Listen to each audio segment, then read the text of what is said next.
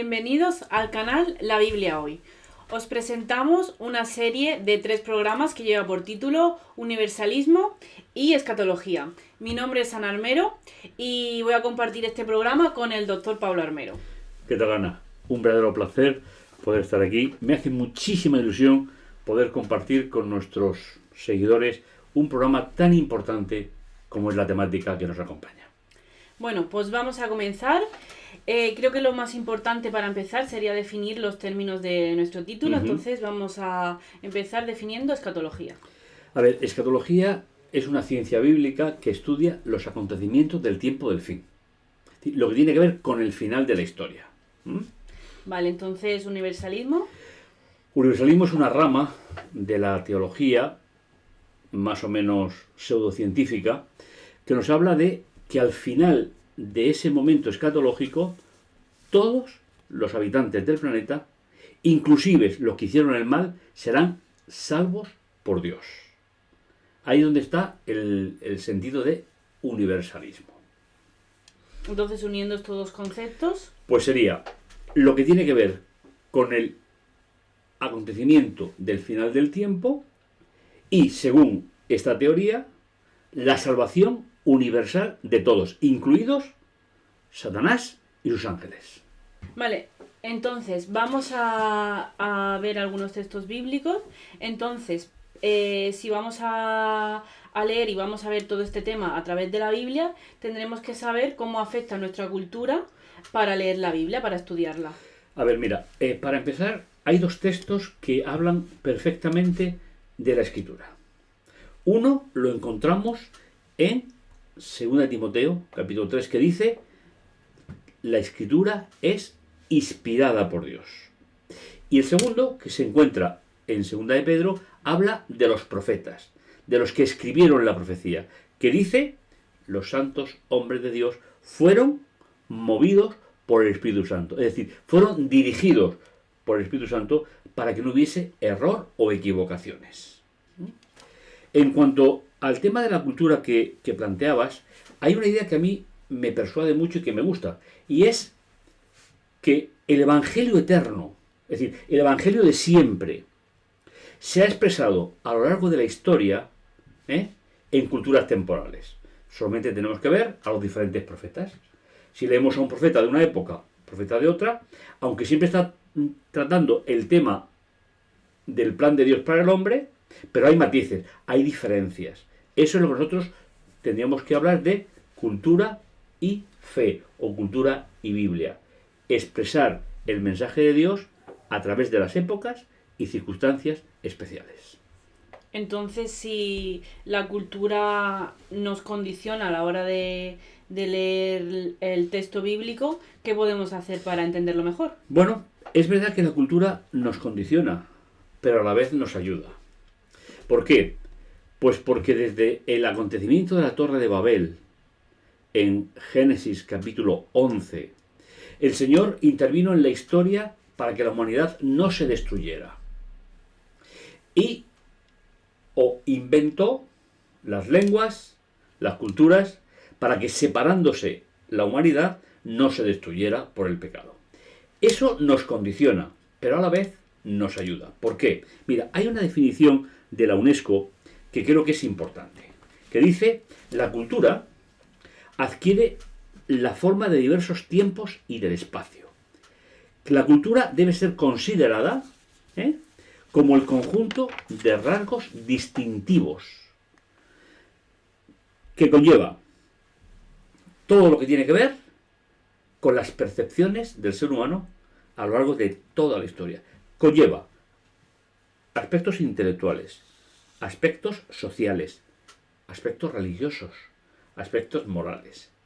Y eso es lo que hace de nosotros seres totalmente genuinos y seres que tenemos una definición diferente al resto de la humanidad. Por lo tanto, la cultura no tenemos que verla como un enfrentamiento, sino como un enriquecimiento de la raza humana. Ahora que ya hemos hecho la introducción al tema, vamos a empezar leyendo algún texto bíblico. Vamos a empezar por Daniel 1, 1 y 2. Muy bien.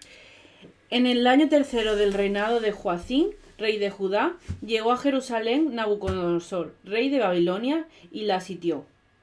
Y Adonai entregó a su mano a Joacim, rey de Judá, y parte de los utensilios de la casa de Dios, y los llevó a la tierra de Sinar, al templo de su Dios, y colocó los utensilios en el tesoro del templo de su Dios. Fíjate, este texto nos aporta al menos 3 realidades importantes.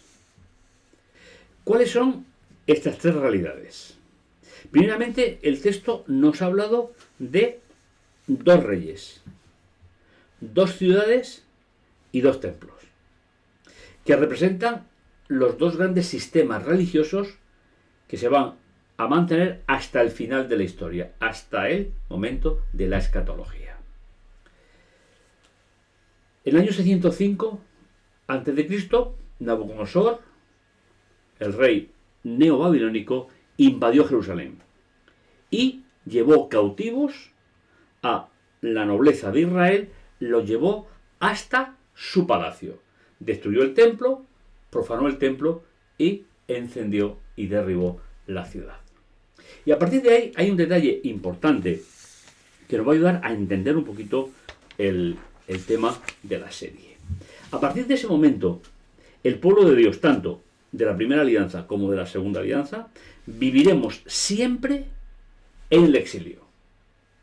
Por eso, Daniel será un profeta del exilio y Juan, después cuando veamos la escatología, será un profeta del exilio. ¿Por qué? Porque nunca volveremos a vivir separado como una nación que fue antes de la llegada de Nabucodonosor al poder. Entonces, esa es un poquito la historia fundamental, que nos va a ayudar a decir que cómo el pueblo de Dios va transcurriendo en el tiempo, apareciendo las diferentes situaciones de ese pueblo y cómo Dios va a ir acompañando con los profetas el mensaje para rescatar al pueblo de las circunstancias que estaba viviendo. Bueno, entonces podemos seguir, ¿no?, con el siguiente texto. Sí, muy bien. Daniel 7, del 9 al 14. Muy bien. ¿Os parece bien que lo leamos todo? Adelante. Estuve mirando hasta que fueron puestos tronos y se sentó un anciano de días, cuyo vestido era blanco como la nieve y cuyos cabellos eran como la lana purísima. Su trono era de llamas de fuego, y éste tenía ruedas de fuego abrasador. Un río de fuego corría y salía delante de él. Millares de millares lo servían, y millones de millones estaban de pie ante su presencia. Entonces el juez se sentó y los libros fueron abiertos. Yo miraba entonces a causa del sonido de las grandes palabras que hablaban el cuerno.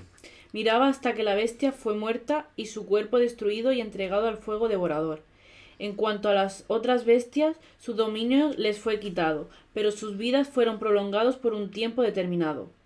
Proseguí mirando en las visiones nocturnas, y aquí, con las nubes de los cielos, venía uno como hijo de hombre, y llegó hasta el anciano de días, y lo hicieron acercarse ante él. Y le fue concedido señorío, gloria y un reino, para que todos los pueblos, naciones y lenguas lo sirvieran. Su dominio es dominio eterno, que nunca pasará, y su reino uno que no será jamás destruido. Fíjate, Ana, la cantidad de detalles que nos da. Si cogemos los versículos del 9 al 14, el centro son los versículos 11 y 12. Y tras describir la escena de juicio en el cielo, nos dice cuál es el destino de los poderes del mal que están representados en el libro de Daniel y que serán ampliados en la escatología del Apocalipsis. Y lo importante es que nos dice que su cuerpo destruido y entregado al fuego devorador. Aquí es donde a lo largo de la serie tenemos que explicar, sobre todo, dónde la hipótesis universalista debería de planteárselo de otra manera. Vamos a decir a lo largo de la serie que nosotros no juzgamos personas, no es nuestra intención, son simplemente enfoques de lectura de la Biblia. ¿Y todo eso dónde se decide? Has leído en el versículo 9 que es desde el trono de Dios, un trono que está en el cielo y que millares de millares le servían y millones de millones estaban ante su presencia. Y el juez se sentó y los libros fueron abiertos. A partir de ahí, la pregunta que se nos va a plantear en la serie es: ¿hay algo Simplemente lo planteo desde el principio. ¿Hay algo después del fuego devorador que permita ver en la Biblia la salvación universal? Ese será uno de los temas importantes que vamos a ir desarrollando. Pienso que a raíz de la pregunta que has hecho, podríamos empezar a hacer una primera contestación usando estos versículos que hemos leído, que sería en el 9, justo al final, miraba hasta que la bestia fue muerta y su cuerpo destruido y entregado al fuego devorador. Justamente. Es decir, la pregunta fundamental va a ser, ¿vamos a poder rastrear en la Biblia algún detalle más después del fuego devorador para los impíos? Ese es el punto fundamental del universalismo. Lógicamente, Daniel lo plantea de una manera y luego vendrá Apocalipsis, ya más próximo a nosotros, en un idioma más cercano, que nos va a terminar de definir cuál es la situación que hay. Y si es reversible el fuego devorador. Bueno, pues vamos a ir ya llegando al final. Vamos a leer el último texto, que se encuentra en Daniel 12 y es del 1 al 3. En aquel tiempo se levantará Miguel, el gran príncipe que está de parte de los hijos de tu pueblo, y será tiempo de angustia, cual nunca fue desde que hubo gente hasta entonces. Pero en aquel tiempo fue liberado tu pueblo, todos los que se hayan escrito en el rollo. Y en una multitud de los que duermen en el polvo de la tierra serán despertados, uno para vida eterna y otros para vergüenza y confusión eterna. Entonces los entendidos resplandecerán como el resplandor del firmamento, y los que enseñan la justicia a la multitud como las estrellas a perpetua eternidad. Bien, este texto, por sí solo, no sería tan claro como lo va a interpretar el Apocalipsis. El Apocalipsis va a dedicar muchísimo espacio precisamente a Miguel. Es el momento del regreso de Jesús. En ese texto nos habla de dos resurrecciones, pero no las distancia en el tiempo. Esa será la novedad del Apocalipsis. Sino que dice que unos serán despiertos para vida eterna y otros para destrucción eterna. Lo que seguiremos insistiendo, Ana, a lo largo de la serie es la palabra eterna aquí. ¿Qué valor tiene? La palabra eterna, olam, significa, cuando se aplica a Dios, la eternidad es como nosotros la entendemos. Pero cuando se aplica a un ser creado o a una institución creada por los seres humanos, es mientras existe. Porque no puede ir más allá de la existencia de una criatura creada o un sistema creado por esa criatura. Pero empezamos, nos lanzamos e irán quedando interrogantes que resolveremos en el tercer programa, cuando sea Apocalipsis, el que estos textos que acabas de leer nos lo explique en todo un capítulo dedicado a ver qué pasa con este versículo. Muy bien, pues llegamos al final. No sé si quieres dejar una frase para terminar este primer capítulo y un poco dejarle con la miel en la boca para los próximos. Bueno, empecemos por la miel. Hablaremos qué visión tiene Jesús de este planteamiento. Y en segundo lugar, la relación con Dios es siempre una relación espiritual. Y la relación con Dios determina que Dios siempre, y eso lo iremos viendo a lo largo del tiempo, siempre va a aceptar la decisión del ser humano frente a la eternidad. Los que quieran estar, el Señor lo va a aceptar, y los que no quieran estar, el Señor también lo va a aceptar. Y esa va a ser la gran incógnita que iremos hablando a lo largo de los capítulos. Bueno, hemos llegado al final de este primer programa. Os animo a que si tenéis algún comentario o duda lo dejéis abajo en los comentarios. Os mandamos un saludo muy fuerte y os esperamos en el próximo programa. Hasta el próximo programa.